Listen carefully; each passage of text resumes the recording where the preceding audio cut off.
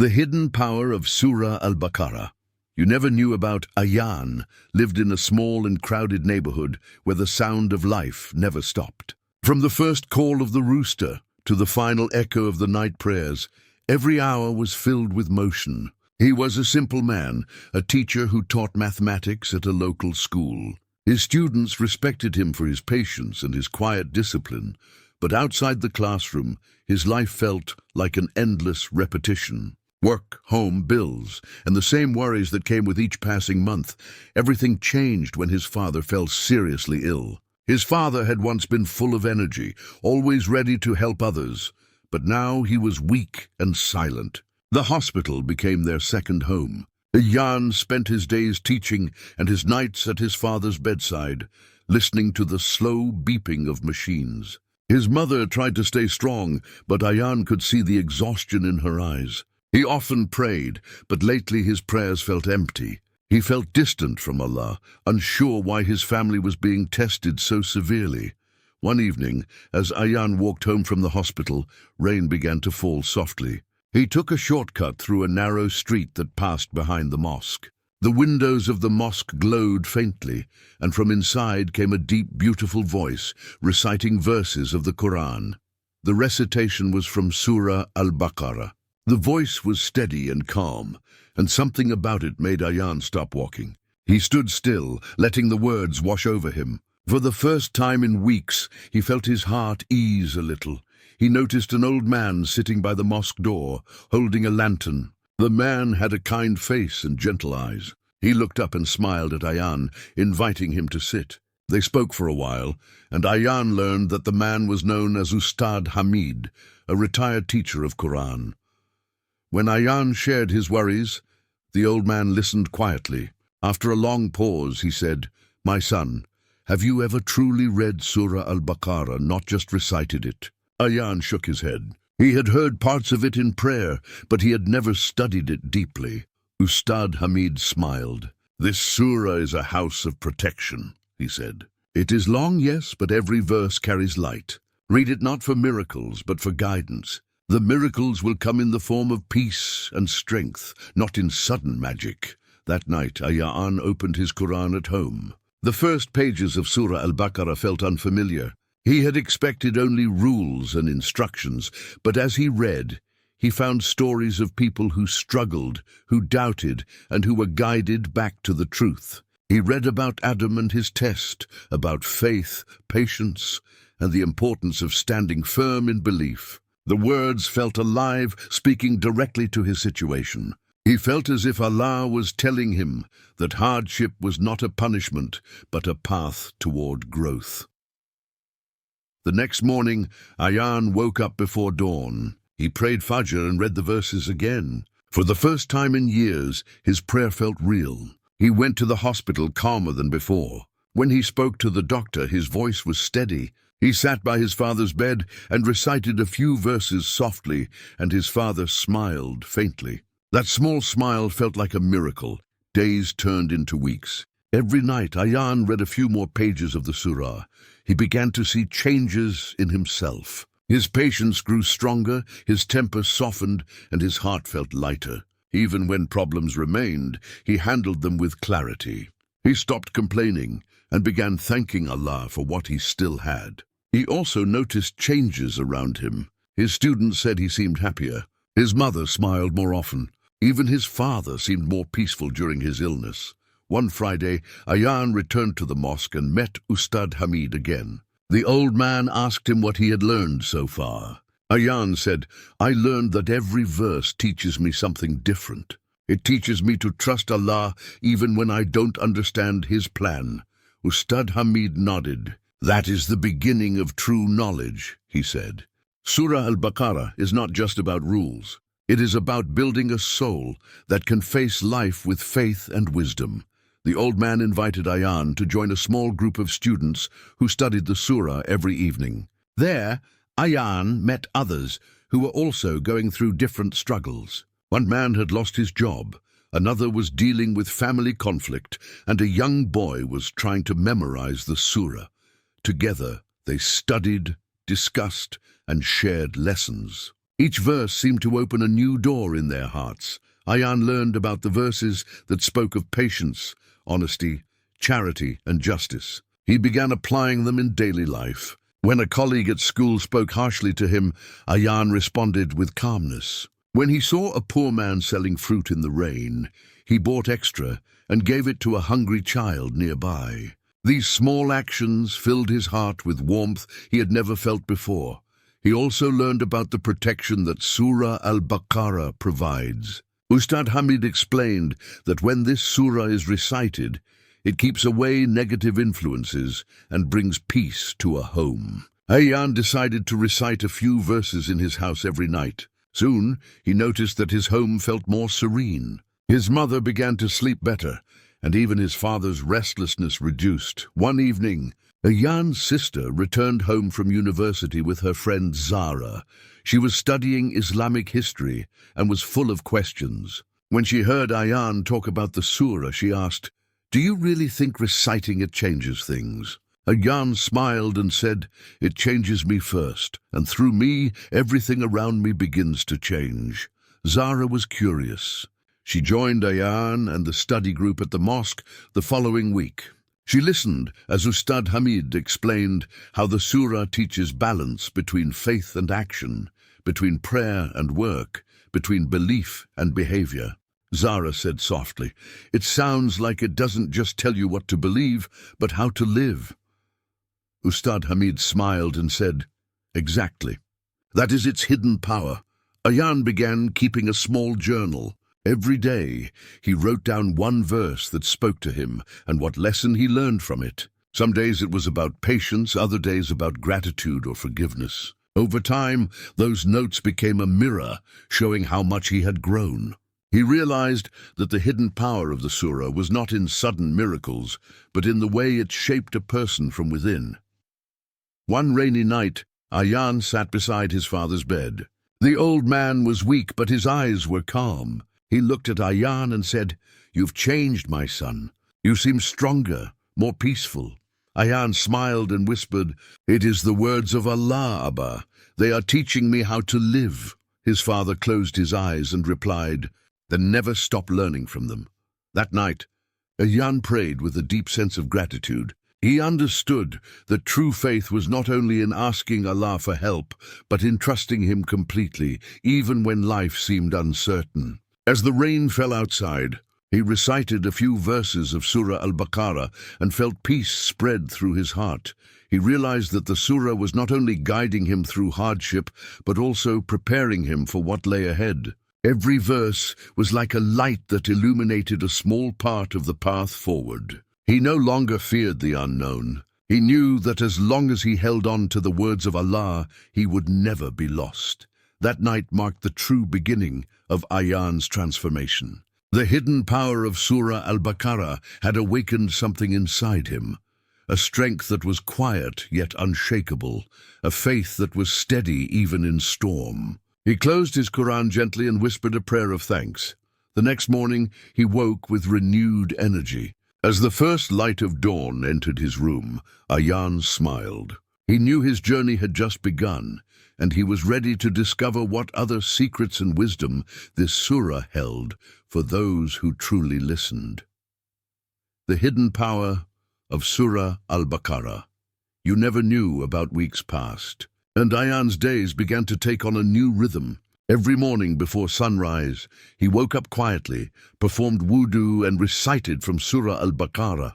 The verses had become like a guiding companion, each one whispering reminders of strength and purpose. His heart, once filled with anxiety and exhaustion, now carried calm and clarity.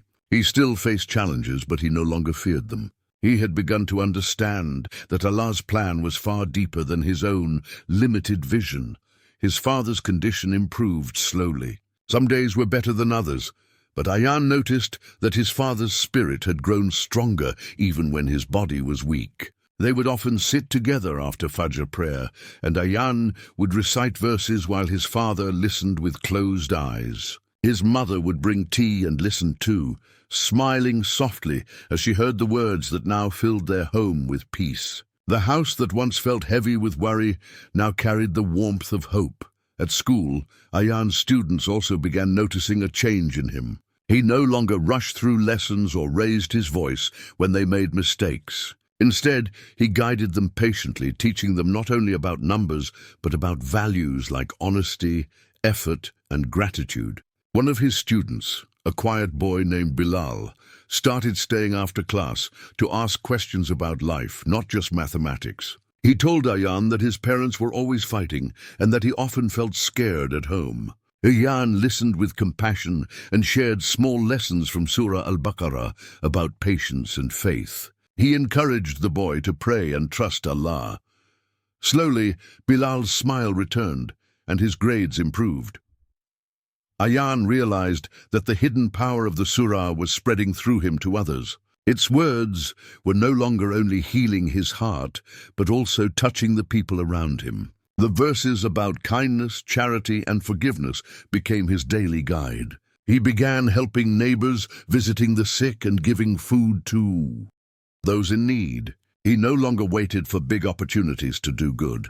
Instead, he found meaning in small acts done sincerely for the sake of Allah. One evening, he met Zara again at the mosque. She had joined Ustad Hamid's study sessions and was fascinated by the wisdom in Surah Al-Baqarah. "It's strange," she said, "how it feels like the surah speaks differently to everyone. For you, it brought peace. For me, it's teaching me courage." Ayan nodded. "That's the beauty of Allah's words," he said. "They meet you where you are." Ustad Hamid, who had grown fond of both of them, began teaching them deeper meanings. He explained how the surah spoke about leadership, justice, and moral responsibility. "Faith," he said one evening, "is not just belief in words. It is the way you walk, speak, and deal with people." The surah teaches that true faith changes character, not just rituals. Ayan listened carefully. He realized how much the surah connected everything: prayer with patience, worship with work, belief with action. It was a map for building a righteous life. He began applying these teachings at every step. When a shopkeeper gave him extra change by mistake, Ayan returned it immediately. When he saw two neighbors arguing, he helped them reconcile. Every act, no matter how small, felt like a chance to live the message he had learned. One night, after the study circle, Ayan walked Ustad Hamid home. The old man coughed often now, his steps slower than before. At the door, he turned to Ayan and said, "My son, remember something. When you carry Surah Al-Baqarah in your heart, you carry protection. But protection does not mean life will be free of pain. It means you will be given the strength to rise after every fall." Ayan thanked him and went home with those words echoing in his heart. That night, he opened his Qur'an and began reading the story of Prophet Ibrahim in Surah Al-Baqarah. He read about his unwavering faith, how he submitted completely to Allah's will, even when tested in the hardest ways. Ayan felt a deep connection to that story. He realized that true belief meant surrendering to Allah's wisdom, trusting Him even when the path ahead seemed dark. The next few weeks brought new challenges. The school where Ayan taught faced financial problems, and some teachers were let go. He worried that he might lose his job too. The thought of being unable to support his family scared him. Yet instead of panicking, he remembered the verse that said, "Allah is with the patient." He recited those words every night, asking Allah to guide him. One morning, the principal called him into the office. "Ayan," he said, "I know times are difficult, but we've noticed your dedication. The students have improved under your care. We'd like to promote you to senior teacher." Ayan was speechless. What he had feared most turned into a blessing. He went home that evening and prostrated in gratitude, tears of thankfulness wetting his prayer mat. That night, his father smiled as Ayan shared the news.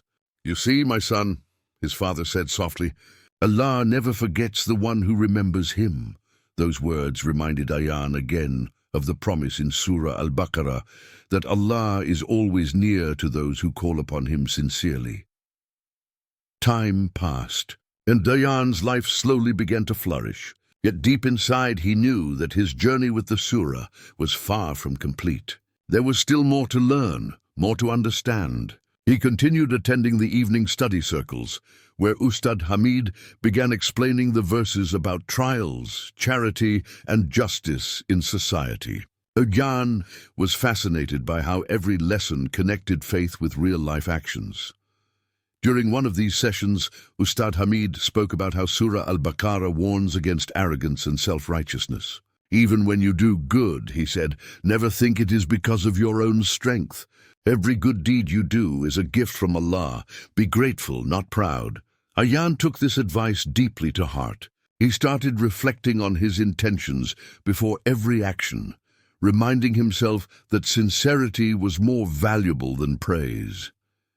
Zara often asked thoughtful questions, and Ayaan admired her curiosity. Over time, they developed a friendship built on shared learning and faith. They often discussed verses after class, sharing how each one applied to their daily lives. Zara once said, "Sometimes I think this surah is not just about how to worship Allah, but also about how to live as a better human being." Ayaan agreed completely. It teaches us how to build peace within ourselves so that we can spread it to others. One evening, a new test arrived. A powerful storm hit the city, flooding many houses in their neighborhood. Roads were blocked, power was lost, and panic spread. Many people lost their homes and belongings. Ayaan immediately gathered volunteers from the mosque, including Zara and some students, to help. They distributed food, clothes, and blankets to those affected. Even though his own house had some damage, he focused on helping others first. As he worked in the rain, lifting heavy boxes and comforting frightened children, he remembered a verse from Surah Al-Baqarah that said, "Allah does not burden a soul beyond what it can bear." Those words gave him courage and strength. Despite exhaustion, he continued until every family had received help. When the storm finally ended, Ayaan returned home soaked and tired, but with a heart full of peace. He realized that the hidden power of Surah Al-Baqarah was not only in protection or healing, but also in the way it inspired believers to serve others selflessly. It turned faith into action, prayer into compassion, and hardship into a chance to do good. Days later, when the neighborhood slowly recovered, people began thanking Ayaan and his group for their efforts. But Ayaan humbly replied, "Do not thank me. Thank Allah who guided us through His words. Without His guidance, we would have done nothing."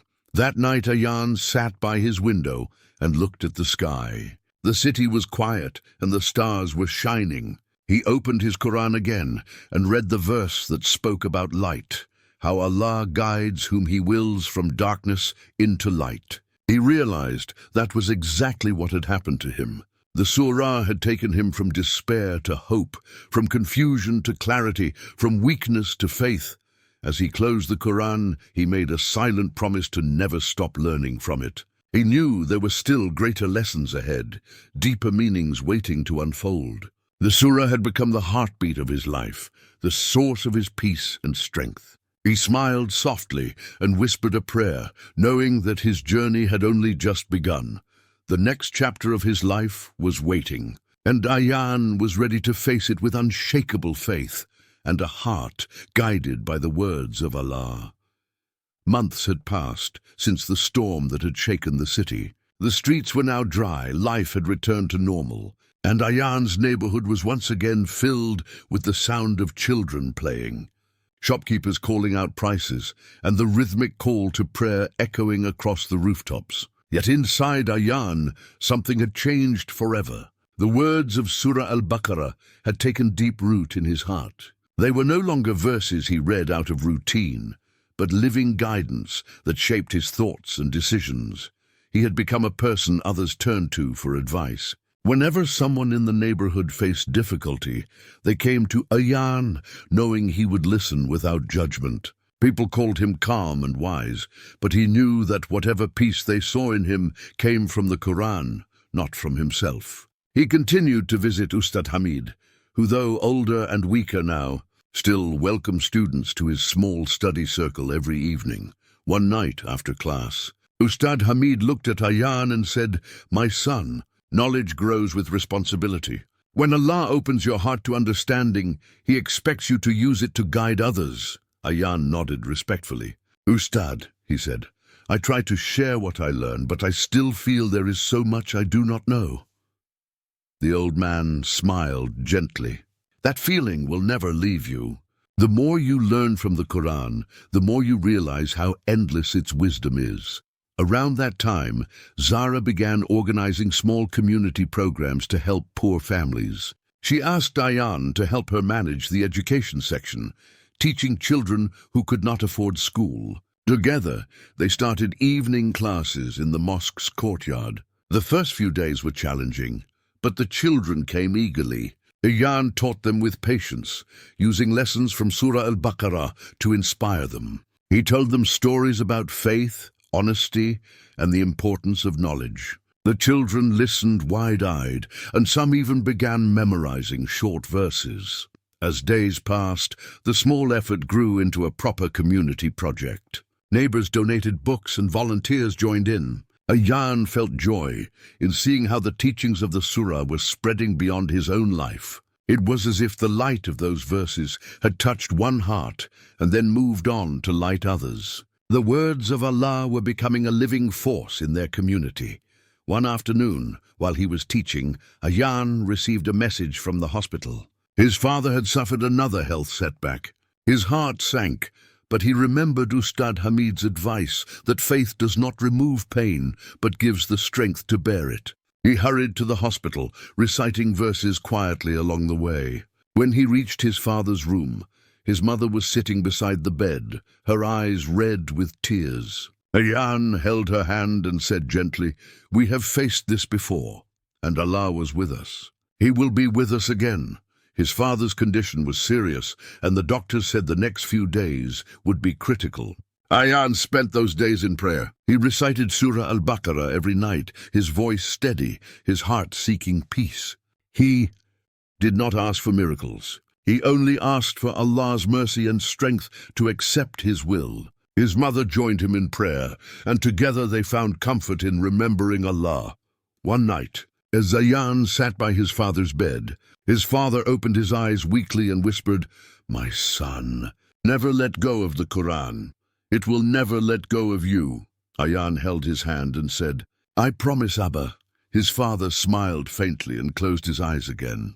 The next morning, he passed away peacefully. Ayaan felt as if a part of his heart had been taken away, but even in that pain, he found peace. The surah had prepared him for this moment. The verse that said, "Indeed we belong to Allah, and indeed to Him we will return," echoed in his mind. He repeated it softly, not as mere words, but as a truth that carried him through grief. In the days that followed, the community surrounded Ayaan's family with support.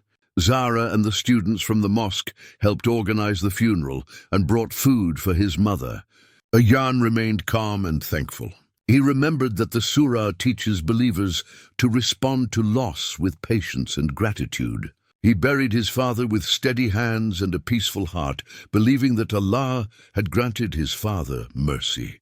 After the mourning period, Ayaan returned to teaching and the mosque. Life felt different without his father, but his work gave him purpose. He poured his energy into helping others, feeling that serving people was a way to honor his father's memory. The study circles continued, though Ustad Hamid's health had begun to decline. One evening he asked Ayaan to stay after class. "My son," he said, "it is time you lead the class. My body is weak now, but my heart is at peace knowing that someone like you will continue this work." Ayaan was shocked. "Ustad, I am not worthy," he said. But the old man smiled. "None of us are truly worthy, but Allah uses those who are sincere. Continue teaching. Continue spreading what this surah has taught you." From that night onward, Ayaan began leading the sessions. He felt nervous at first, but as he spoke, the verses flowed naturally from his heart. He taught not just with words, but with the experiences he had lived. People listened because his lessons came from sincerity. Zara often helped by explaining meanings from different scholars, and together they guided many who sought understanding. Months later, Ustad Hamid passed away peacefully, just as he had always prayed to go. After reading the Qur'an, His death brought sorrow to the community, but his teachings lived on through his students. Ayat visited his grave often, reciting Surah Al-Baqarah there as a tribute to the man who had shown him its hidden power. As time went on, Ayat became known as a teacher, not only of mathematics, but also of faith. His home became a place of comfort for those who were lost or in pain. People said that when Ayat spoke, it felt as if the verses themselves were speaking through him. Yet he remained humble, always reminding himself that he was just a servant of Allah, guided by his words. Zara continued working in community projects, and together they expanded their efforts. They opened a small learning center where children and adults could study Qur'an and basic education for free. Every evening, the sound of recitation filled the air. It became a place of peace in a noisy world. One night, after everyone had gone home, Ayat sat alone in the mosque courtyard. The moonlight spread across the marble floor, and the air was filled with the faint scent of jasmine. He opened his Qur'an and began reading again from Surah Al-Baqarah. Each verse carried memories: the pain of his father's illness, the joy of service, the wisdom of his teacher, and the strength he had found in patience. He realized that the hidden power of the surah was not something mystical or distant. It was a living energy that transformed hearts, purified intentions, and guided believers through every storm. It was a shield, a light, and a teacher all at once. As he closed the Qur'an, Shaytaan whispered a prayer of gratitude. "O Allah, thank you for this guidance. Never let me stray from it." He looked at the empty courtyard and felt no loneliness, only peace. The surah had become his companion, his anchor, and his purpose. He stood up and walked home under the calm night sky, knowing that his journey with the Qur'an was far from over. There were still lessons to learn, still hearts to touch, still light to spread. And with every step, he felt the presence of the words that had changed his life, the hidden power of Surah Al-Baqarah guiding him forward. Years passed and Ayat's life changed in many ways, but his heart remained tied to the Qur'an. The small community center that he and Zara had started grew into a full educational institute. Children came from nearby towns to learn not only how to read the Qur'an, but how to live by its teachings. The mosque that had once been quiet was now alive with the sound of recitation and the laughter of young students. It had become a place where broken hearts found healing and confused minds found purpose. Ayat's mother grew older, but she was proud to see how her son had dedicated his life to serving Allah. She often sat in the corner of the courtyard, watching the children learn and smiling softly. One evening she said to him, "Your father would be proud of you. You have turned his home into a garden of faith." Ayat lowered his gaze and replied, "It is all from Allah, Ammi. I only followed the path he showed me." But life, as always, tested him again. One day a severe drought struck the region. The wells dried, crops failed, and many people began to lose hope. The same community that had once thrived now faced hunger and fear. Ayat watched the people around him grow restless. He could see despair returning to the same faces that had once been filled with light. He knew that faith was being tested once more. That night he gathered the villagers in the mosque. The air was hot and still, but his voice was calm and steady. He began reciting Surah Al-Baqarah from the beginning. The verses filled the hall like a river of peace flowing through a desert. When he finished, he said, "My brothers and sisters, Allah has told us that He tests us with fear, hunger, and loss. But He also told us who will succeed, those who are patient and remain grateful." The people listened silently. Some wiped tears from their eyes. Ayat continued, "Do not lose hope. This is a test, and like all tests, it will pass. Let us turn to Allah together. Let us ask for rain, not only with our words, but with sincere hearts." He then led the congregation in prayer for rain. The entire village joined in, men, women, and children raising their hands in unity. The sound of their prayer rose into the night like a wave of faith. For days, nothing happened. The sun burned the fields, and the air was dry. But Ayat refused to give up. Every night he led the people in prayer, and every morning he worked with them to distribute what little food remained. He gave away most of his own savings to help those in need. Even in hunger, he reminded himself of the surah's message that charity multiplies many times over in the sight of Allah. Then one evening, as the people prayed together once more, a cool breeze began to blow. The sky darkened, and thunder rumbled in the distance. The first drops of rain fell softly, then stronger, until it became a heavy shower. The children ran outside, laughing and crying with joy. The villagers raised their hands, thanking Allah for His mercy. Ayat stood in the rain, his clothes soaked, his eyes closed in gratitude. It felt as if every word of the surah had come to life before his eyes. From that day on, the people never forgot what they had witnessed. The drought had not only tested their patience, but also strengthened their faith. The power of Surah Al-Baqarah had once again revealed itself, not through miracles of the unseen, but through the transformation of hearts. The community grew more united than ever. They built new wells, planted new crops, and began helping other nearby villages that were struggling. Zara and Ayat's work expanded. They began recording lessons and publishing small books explaining the meaning of Surah Al-Baqarah in simple language so that people everywhere could benefit. Soon, people from other cities began writing to them, saying that their words had brought peace to their homes. It amazed Ayat to see how the light of one surah could reach so many lives. Years later, when Ayat grew old, his beard turned white and his steps slowed, but his heart remained strong. Every morning, he still began his day with the same surah that had changed his life as a young man. Sometimes he sat under the old fig tree near the mosque, teaching children the first verses. He would tell them, "These are not just words. They are keys to peace, to strength, and to everything good in life." One evening, as the sun set in golden light, Ayat sat by the window of his home, looking at the sky. Zara brought him tea and smiled. "You have spent your whole life teaching, Ayat. What do you feel now?" she asked softly. He smiled back. "I feel peace," he said. "When I was young, I searched for meaning. I wanted success and happiness. But it was only when I surrendered to the Qur'an that I found both. The power of Surah Al-Baqarah is not in how beautifully it sounds, but in how deeply it changes the heart." That night, he opened his Qur'an one last time and recited his favorite verse. "Allah does not burden a soul beyond that it can bear." His voice was steady and calm. He closed his eyes and whispered, "O Allah, you have given me everything I needed.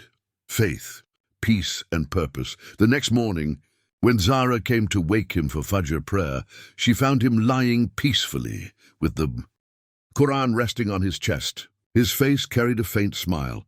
Tears filled her eyes, but her heart was calm because she knew he had left this world in remembrance of Allah.